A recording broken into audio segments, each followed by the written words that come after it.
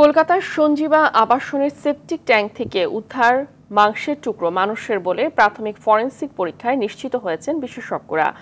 বাগজোলা খালে উদ্ধার হাড়গোড় আনারের কিনা তা শনাক্তের জন্য পরিবারের সদস্যদের কলকাতায় ডাকা হয়েছে। স্বরাষ্ট্রমন্ত্রী জানান, মরদেহ শনাক্ত হলেই চূড়ান্ত সবকিছু জানানো হবে।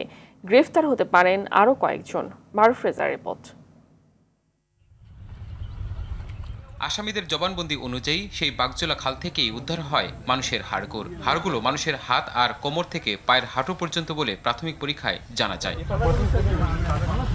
কলকাতার ফরেনসিক বিভাগ জানায়, সঞ্জীবা আবাসনের সেপটিক ট্যাঙ্ক থেকে উদ্ধার মাংসের টুকরোগুলো মানুষের। এখন এই হাড় ও মাংসের টুকরো সংসদ সদস্য আনোয়ারুল আজিমের কিনা তা নিশ্চিত হতে ডিএনএ পরীক্ষার জন্য কলকাতায় ডাকা হয়েছে পরিবারের সদস্যদের। সচিবালয়ে সাংবাদিকদের সঙ্গে আলাপকালে স্বরাষ্ট্রমন্ত্রী জানান, আনার হত্যা মামলায় আরও কয়েকজন গ্রেপ্তার হতে পারেন। আমরা তো এখনো বলছি, আমরা সত্যের কাছাকাছি এসে গিয়েছি। আমরা ডেড বডিটা সুনিশ্চিত হলেই আমরা আপনাদের কাছে অনেক কিছুই প্রকাশ করতে পারব। তদন্তটা শেষ হোক, আমরা অনেকেই হয়তো অ্যারেস্ট হতে পারেন, অনেকেই হয়তো অ্যারেস্ট হতে পারেন।